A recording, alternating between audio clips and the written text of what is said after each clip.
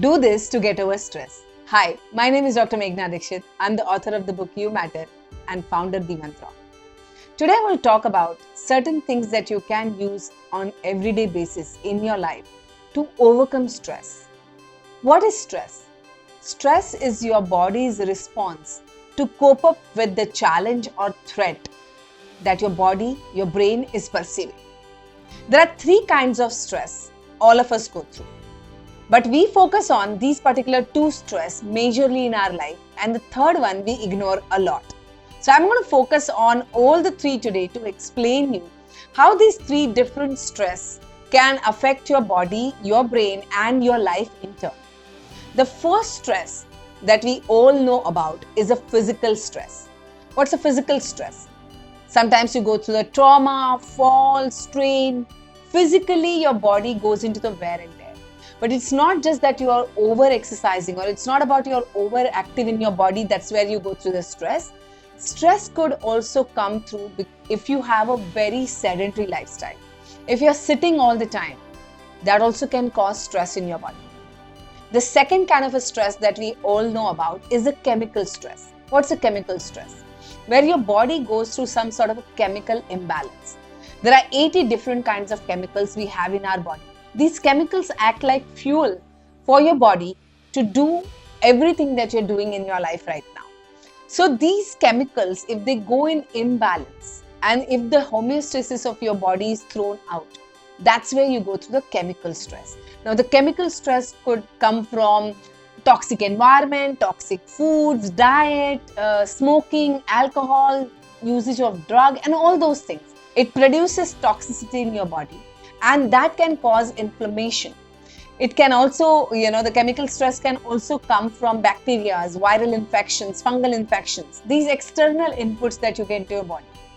Now, there's a third kind of a stress that most of us ignore. We know it exists, but we don't really focus on it.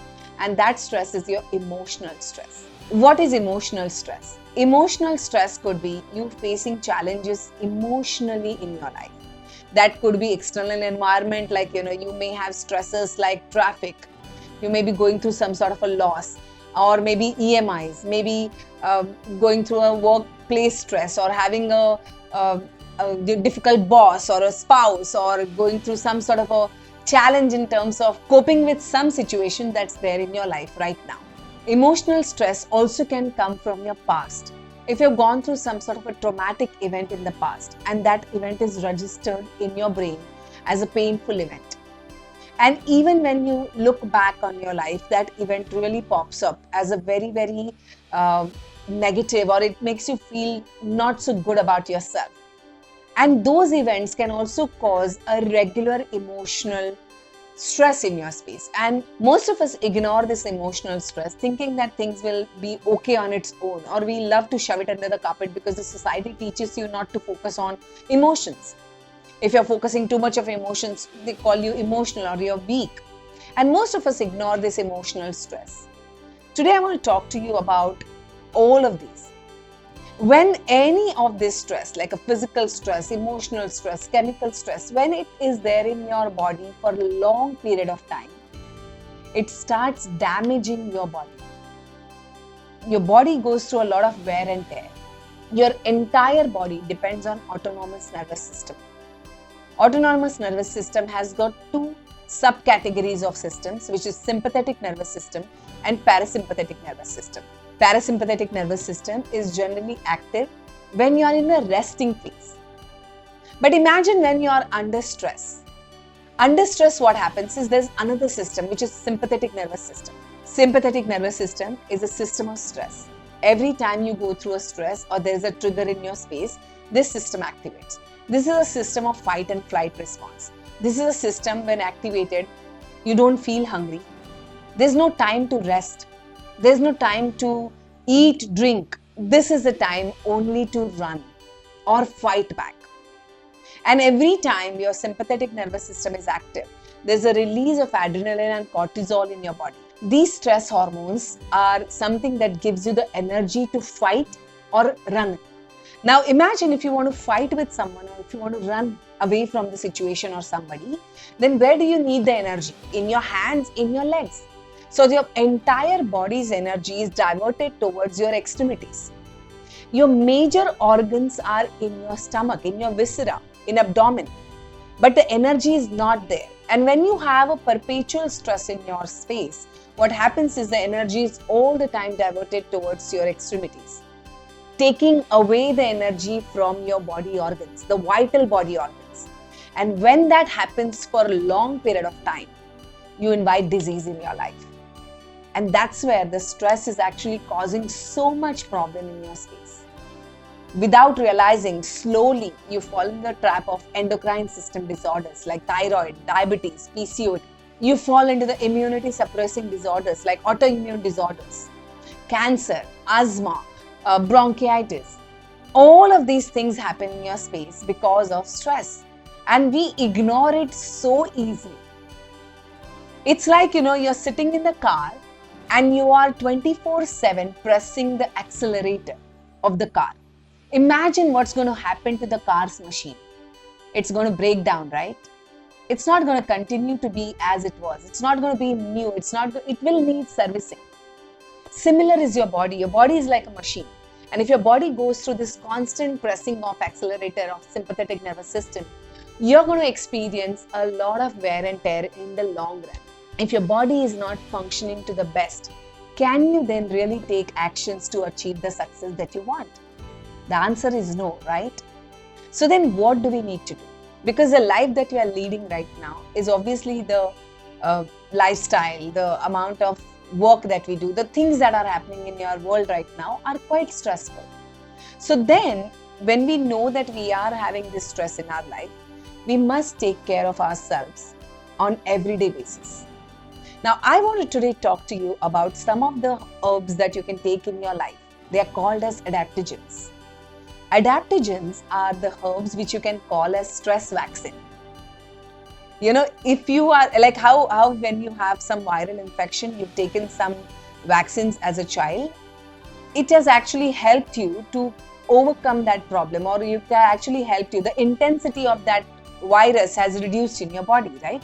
Similarly, when you take these adaptogens, your body is getting in preparation when the big stress comes. I'm going to talk about various adaptogens to you right now.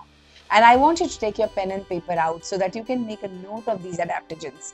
But before I talk about the adaptogens, I just want to tell you this. This is not a substitute for the medicines that you're taking for any health disorders. So please do not treat them as a substitute. They are complementary for your body. And best is they can be used as a preventive care. The goal of adaptogens is to bring your body to homeostasis, the state of balance.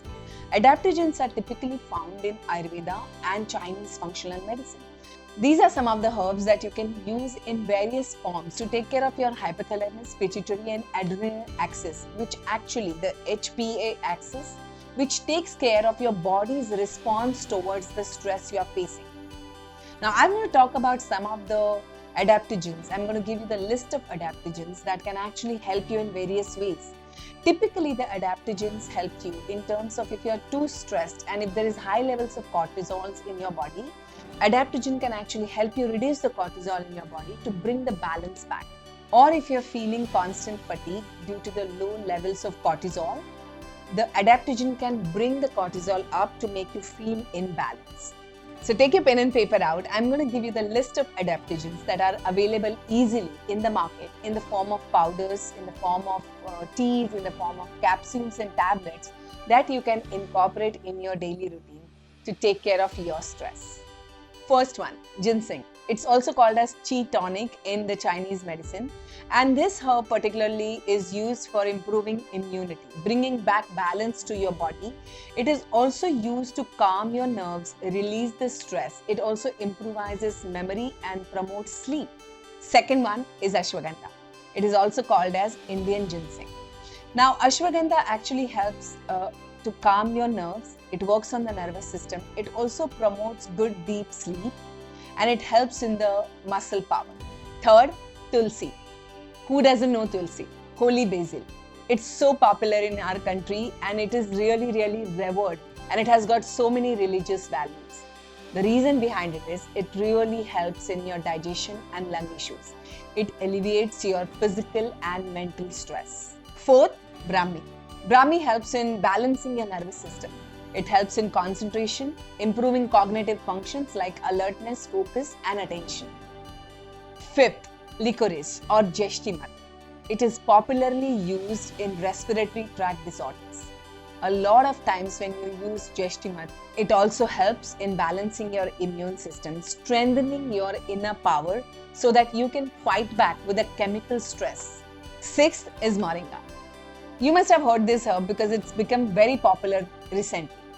Ayurveda has mentioned lots of benefits of Moringa. It talks about helping your heart, kidney, alleviating stress, it helping your muscle and your bones. Typically, Moringa is very good for regenerating your cells, your tissues. So wear and tear taken care by Moringa big time. 7. Turmeric. Everybody knows turmeric has curcumin, and curcumin has a lot of effect on your immune system, your endocrine system. It balances your hormones and it releases stress. Curcumin also builds a lot of immunity and helps the body to regenerate. It helps you combat with the chemical stress. It also helps in a lot of autoimmune disorders, obesity, and diseases like cancer. That's all for today on Adaptogens. Let me know once you use any one of them. Please make sure that you use it from the right and reputed company. Make sure that you speak with your doctor before choosing your adaptogen.